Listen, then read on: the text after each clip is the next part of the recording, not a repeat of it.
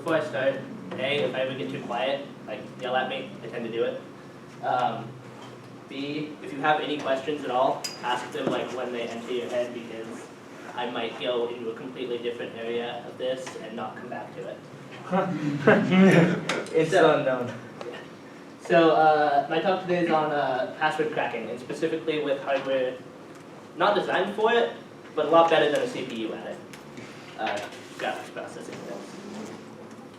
So, first, what is cracking a password? When you say that, a lot of people are like, oh, you just find it, right? Like, look like, I don't know, hack into someone's like website and just pull it down, right? Because it's just sitting there. If it is, then you should stop using that service. On a note, if a website ever emails you back your password, unsubscribe and like delete your account, because that password is not safe, ever. Now, how it should be stored is hashed. And what a hash is taking an input of some sort, whether it be long, we've all heard of checksums, or if you haven't, checksums are a thing. What are checksums? Yeah. So checksums are when you take a large file and you run it through one of these hashing algorithms, and it spits back what's called a hash. I'll show one in the next slide. Basically, they look like random series of letters to most people, but what they are is a kind of accumulation of all of the information in that file into a short space in a way where changing a small amount of that information will completely change the hash result. There's a lot of different types of hashing algorithms. They can all do different things. Some of them are less effective than others. MD5 is not known for how secure it is at all. Bcrypt is a lot better. So, looking at hashes, this is a Bcrypt hash. Yeah, sorry. Why do you hash passwords and not encrypt them? Right. So, encryption now. Encryption is a two-way thing. If you encrypt something, the theory is you can unencrypt it. And we'll get into more why you would do that later. But if you hash something, it's a one-way function. There shouldn't be any way to go from the hash back to the password. If there is, it's a broken hash, you shouldn't use it. The trick is to find a way to go backwards, which is what cracking a password ends up being. But so looking at a hash, this is a Bcrypt hash. It's used in industry, to my knowledge at least, somewhere. So if you look at the hash, the first, so it's delimited by the dollar signs. The first bit, 2A, that showed up there, no? Okay, that's weird. The first bit, the 2A, is the version of Bcrypt used. If you saw $1, it would be an MD5 Unix hash. So for example, the passwords on your computer, if you're running Linux, I ran through that. This is Bcrypt for 2A. The next thing is salt. Now, I have to explain a bit about what a salt is in a password. When you're storing these passwords in a database, which is how they'd be stored on a website, sorry about that, they can't just be ran through the hashing algorithm by themselves, because then, if 3 people have the password, well, 3 people have the same hash now, and that's no good, because if you look through and see 100 hashes that are the same thing, you can guess that it's probably something stupid like password. So what you do instead is you take what's called a salt, and you append it to the front or the back of the hash before you run it through the hashing algorithm, the password. And what that does is it makes the hash on the output hash completely independent, well, not completely, not the same. If you use password twice, 2 different salts will give 2 completely different hashes. So you append this salt. Typically, it's something like the time that ran along with the ID of the server that ran it, all jumbled up in some weird way. You're not supposed to be able to tell what's going on with the salt. And then finally, the actual hash. That is what the hash looks like in Bcrypt. I believe this is a hash for password, because that was the easiest thing I could find. the thing I forgot, because it didn't appear when I wanted it to, was the cost function.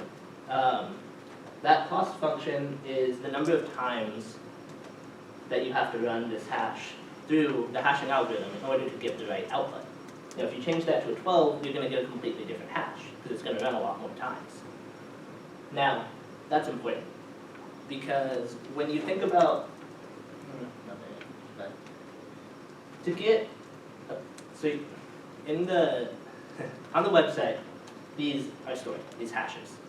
You know, we get a dump of a table maybe, or we're trying to prove that a hash is valid, but in the end what we get is a hash. We don't get the password. So, you know, you get this and you say, well, okay, what do I do?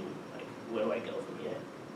Well, we need to find a way to figure out what password generated this. Because if you encrypt it, you could go backwards, which is why you don't encrypt it, you hash it.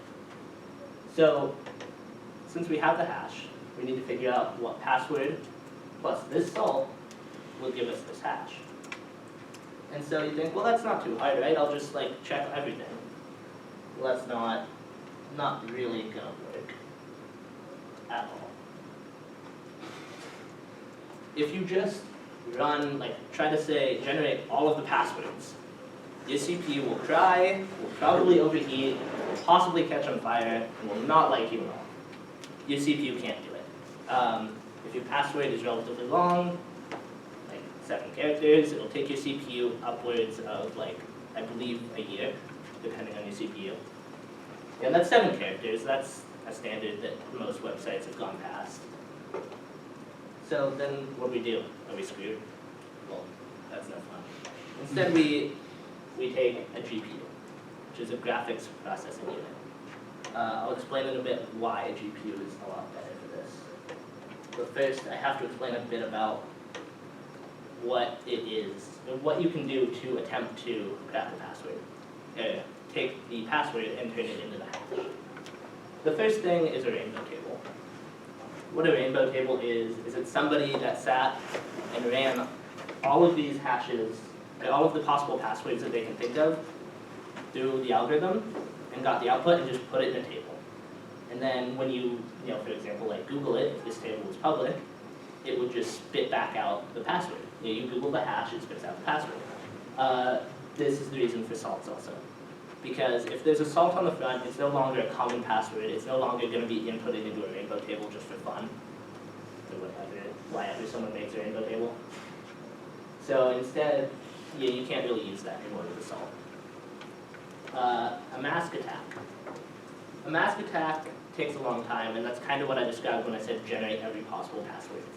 You say, make a password of this length, and it says, okay, cool. And it will start with, well, depending on what you set the mask to be, it will start with like A, and then go A, and continue. Mask attacks are somewhat versatile, but fairly limited in what they can do.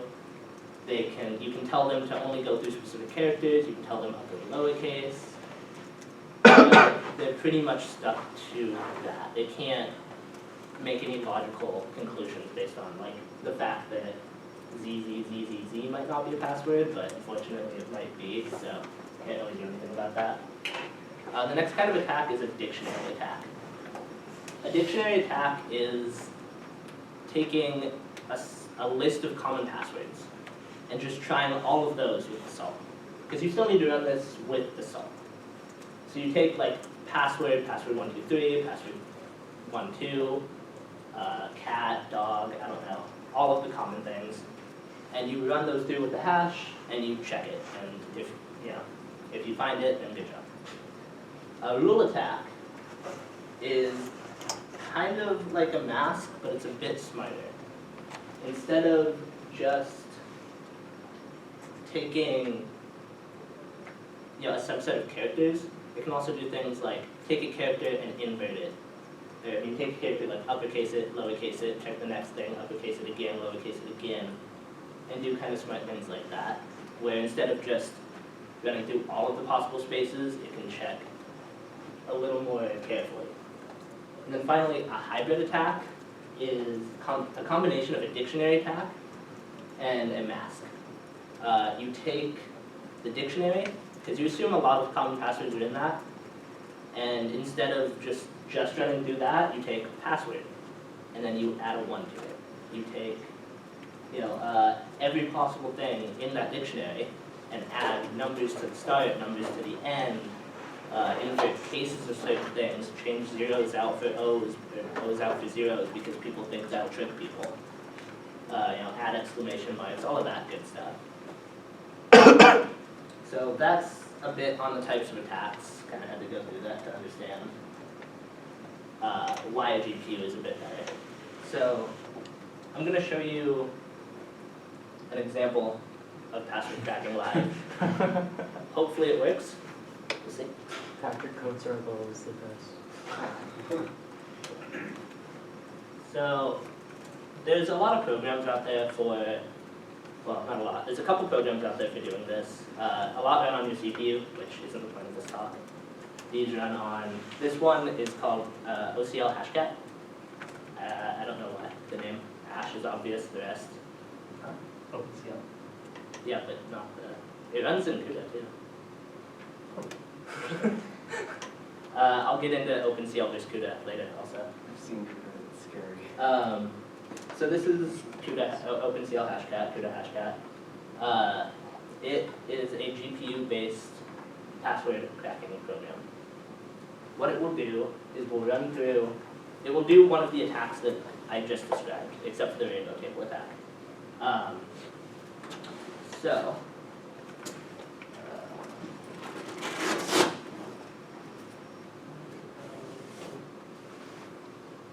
okay. This is annoying. I should have duplicated the desktop.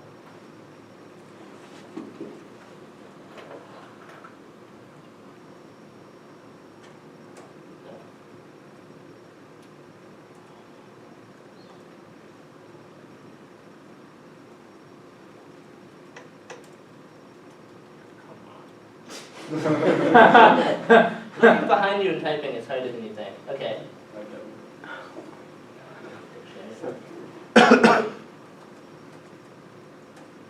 So this is the command, for example, that you would use to generate a mask attack. What this command says is, I have to run it as sudo because graphics cards permissions are weird. -M is the mode of the attack. That means 500 means it's a Unix hash, MD5 Unix hash. This program supports a lot of them. This is the easiest one and it won't take forever. Talk example.hash is the file that has the hashes in it. It just has a couple of basic hashes that I generated. You'll see what they are in a minute, if it lives. The -A3, that means attack mode 3, which is a mask attack. And now this bit here, question mark L way too many times. What that means, each question mark followed by a character is a different character set. L is lowercase. I'm cheating a little and I'm saying that I know the password is all lowercase. This is why you shouldn't make passwords that are all lowercase. Sorry. Actually, no, I have one uppercase. If it's the first one, that's not much better. I can tell it to flip the first one. No, it's not the first one. Okay, that's better.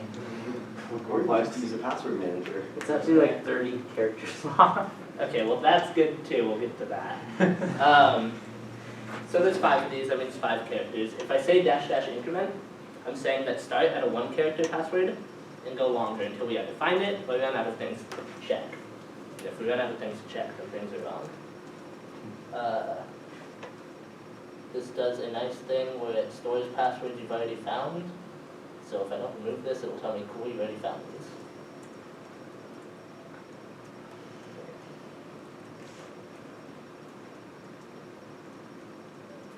So, in theory, The Greek one? what? The dictionary one? No, thank you. I mean, that would work too, but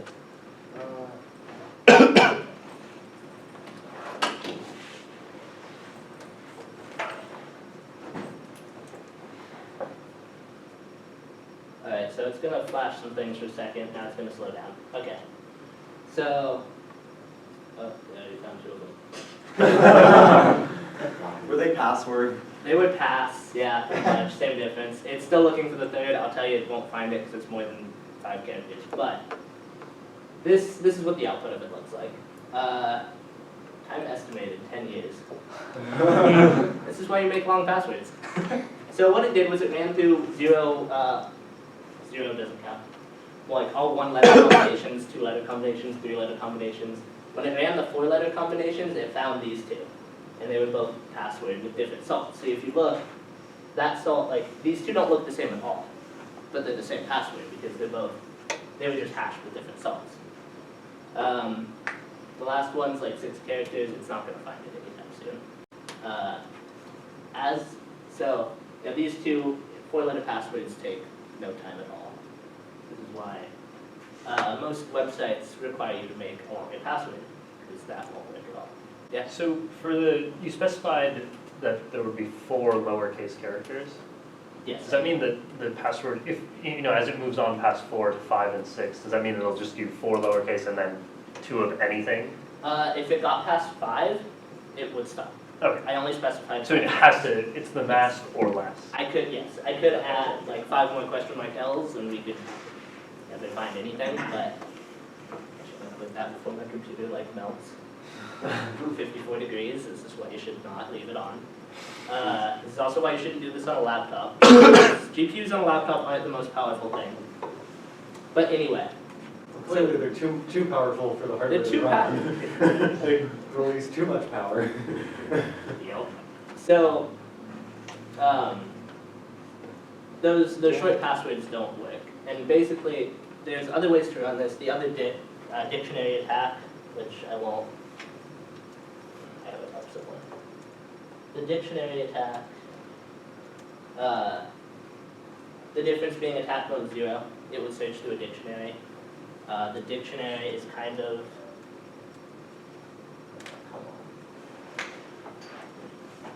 kind of big. It has a lot of things. The things you find in here are kind of funny. A lot of Z's. A lot of Z's because that's the end is, yeah. But every combination of passwords is in here. If we 1, 2, 3, 4, 5, 6.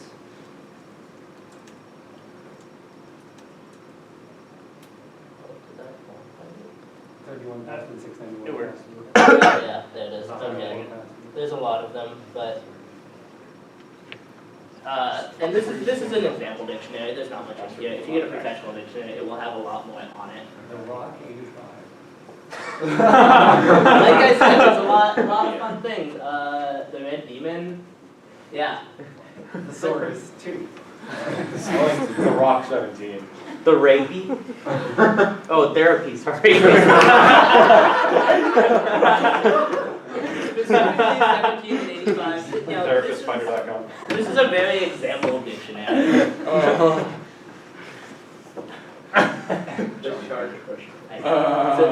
What question? Yeah, so you ran this on the GPU. Do you know Yes, how, I did. it was only a 4-letter password, but how long would it take for the CPU to run this? Like, The is it- CPU. like what's your advantage? Like what's your? So yeah, I'm getting there. Like the rest Oh, of my okay. talk is why a GPU. So, Okay, yeah. awesome. No. I guess it's a little hard because I have to introduce a lot of things before I can explain why a GPU is better at it. I can't say it's better. Let me tell you why later. So yeah, but that was a basic attack on a password GPU.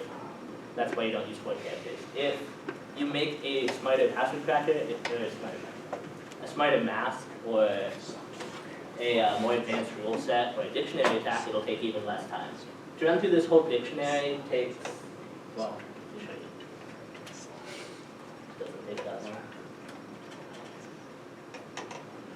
It ran through the entire dictionary, and there are a lot of lines in that dictionary.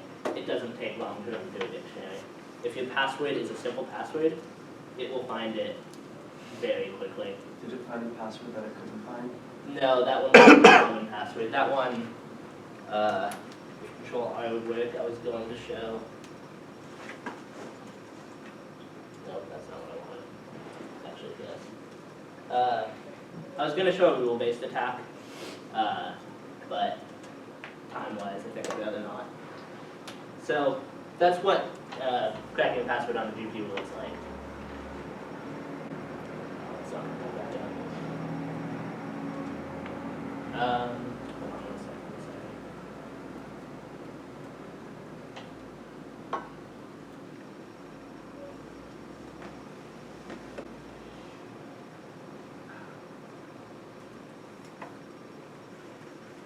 So, why a GPU now?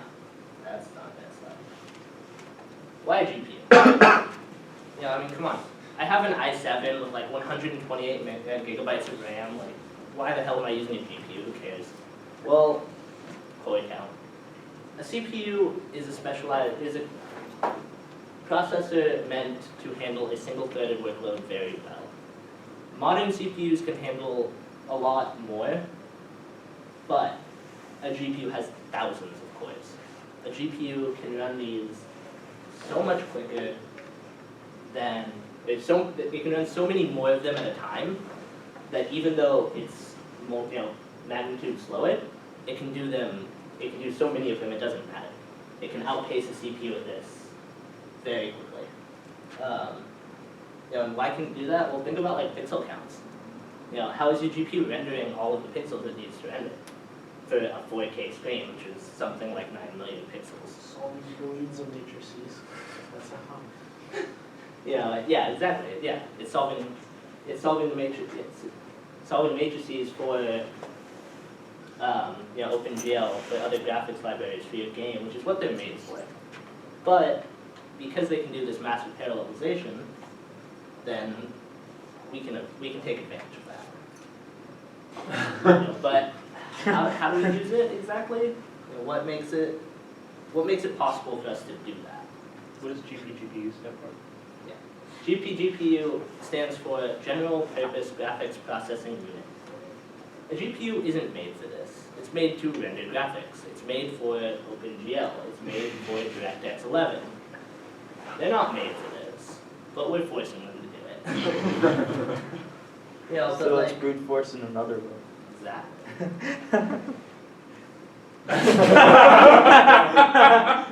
Just slam it on the table, right? I mean, passwords will fall out. That's how password cracking works.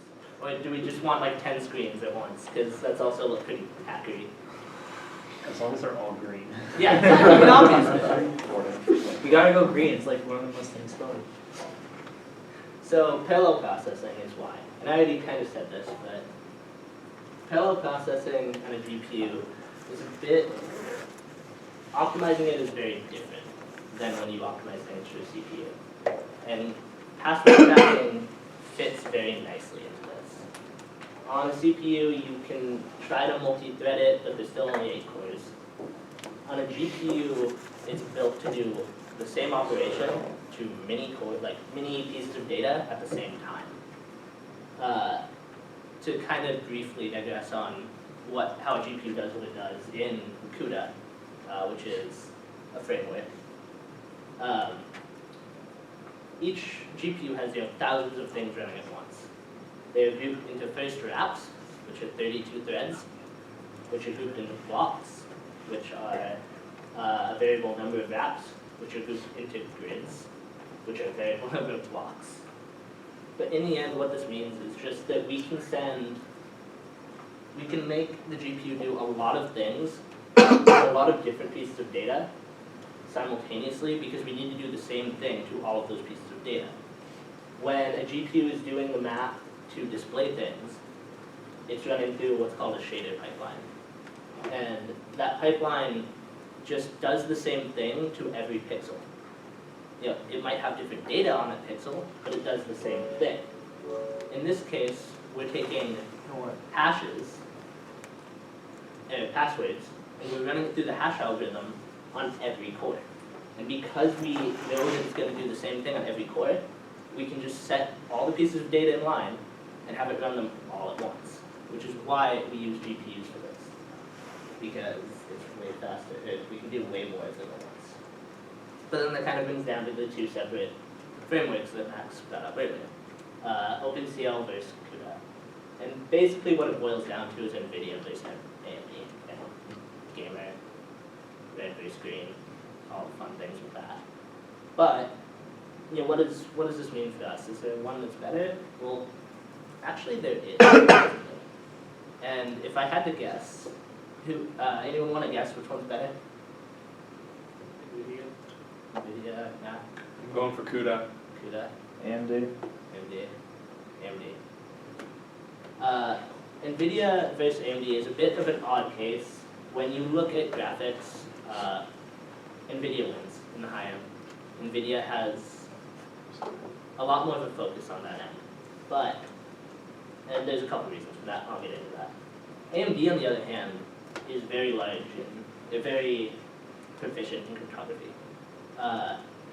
When NVIDIA, so in an NVIDIA chip, there's a lot less cores.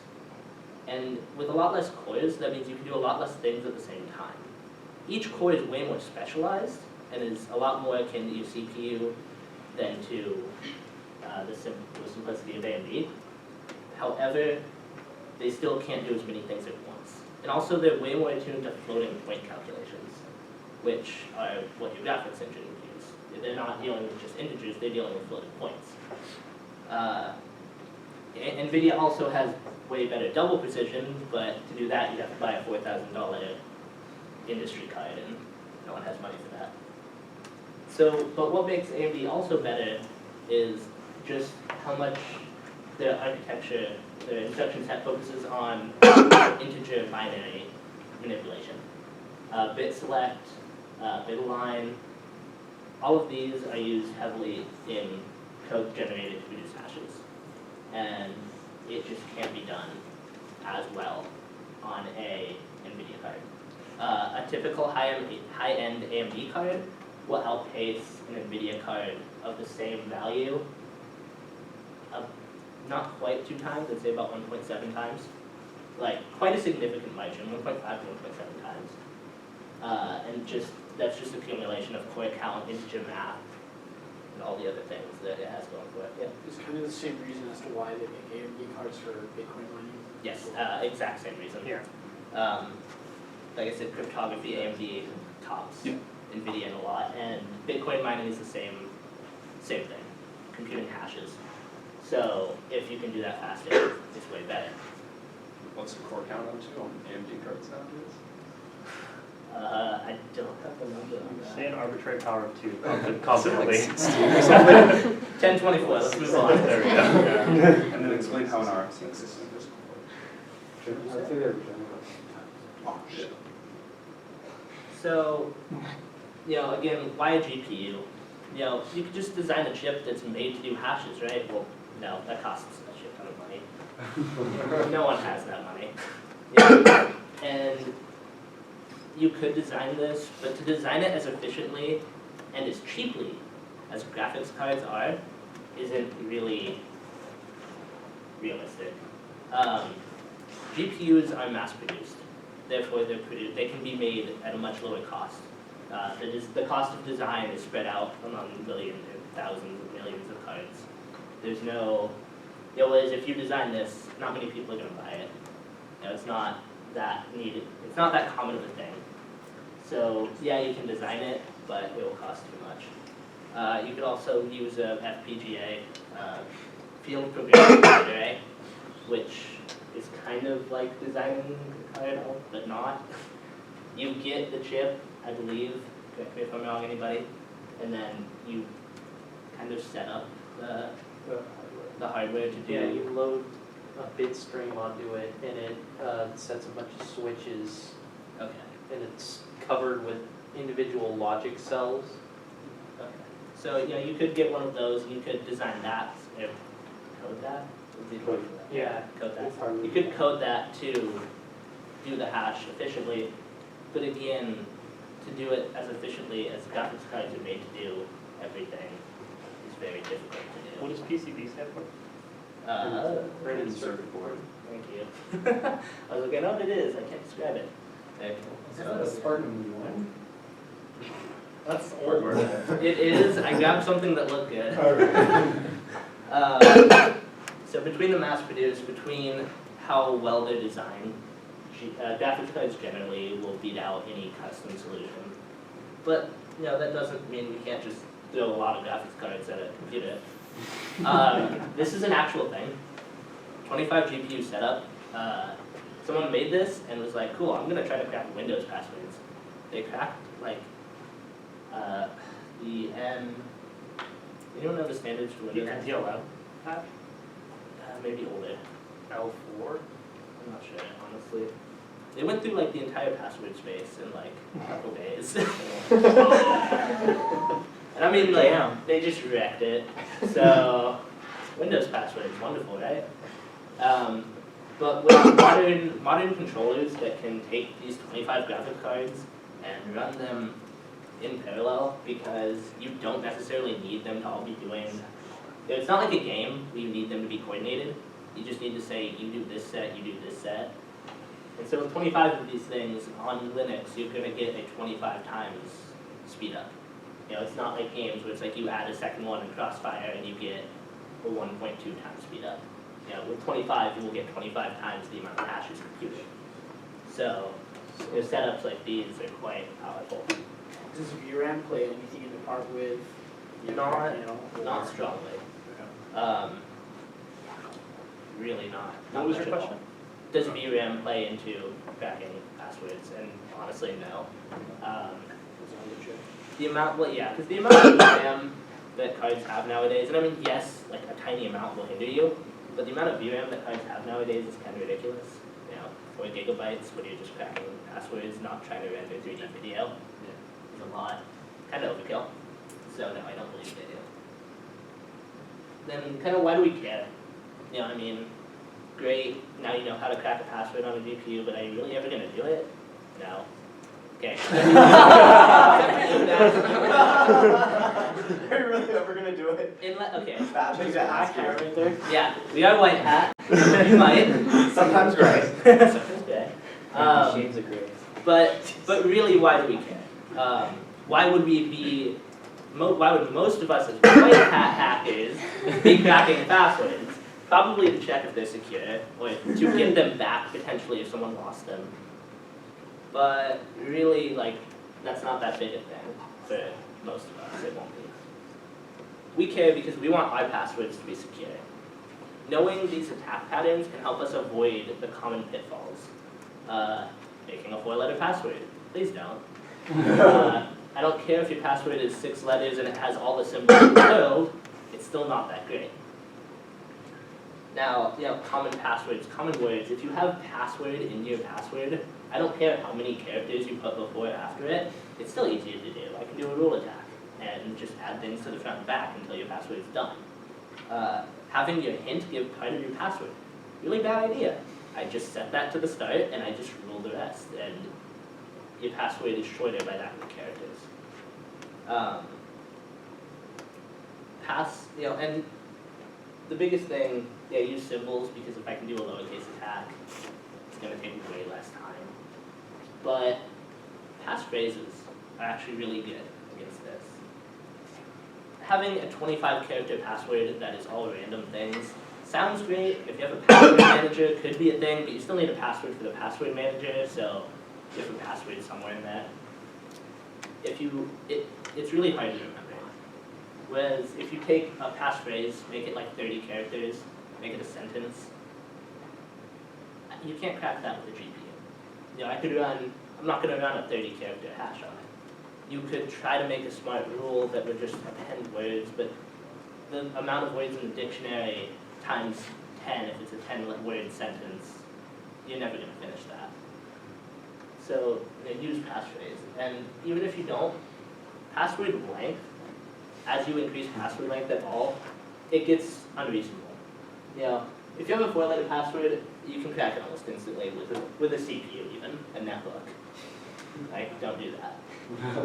If you have a 5-letter password, okay, you're a little safer, but you're still pretty much gone. 6 letters, yeah, the GPU can make short work of it. And if you have access to some Amazon cloud computing, 7's not really safe either. Which is why, if you've noticed, 8 characters is kind of the norm, you know, in minimum password length. That's because past 8, it's pretty not really possible in a non-dictionary attack.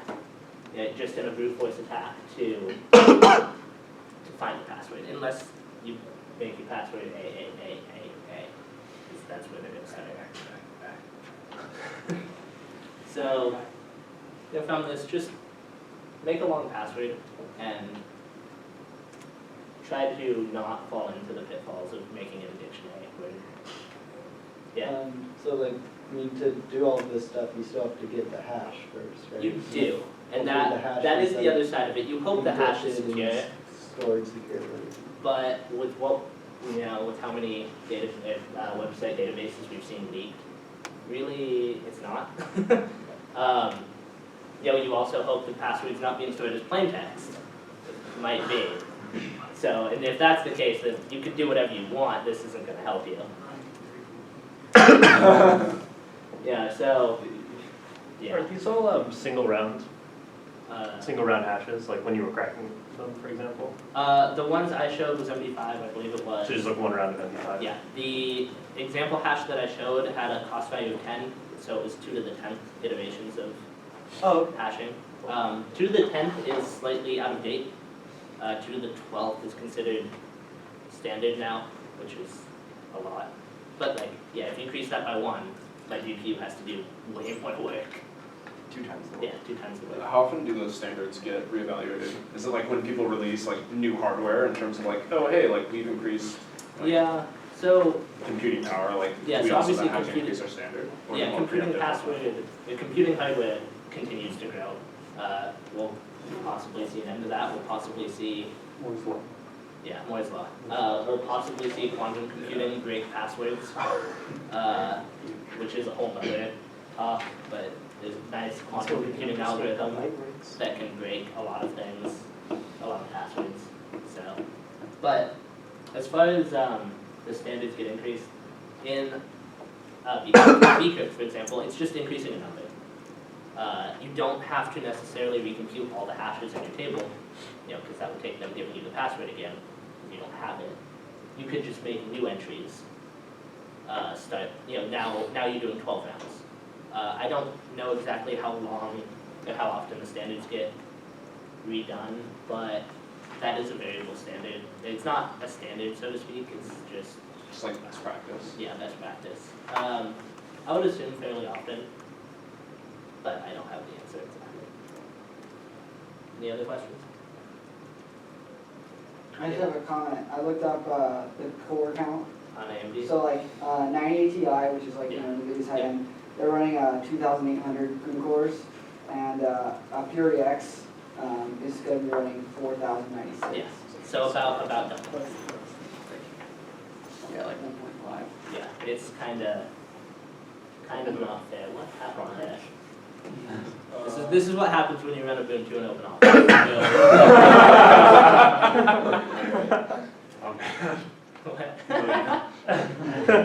Any other questions? No? Cool. That's it. Password.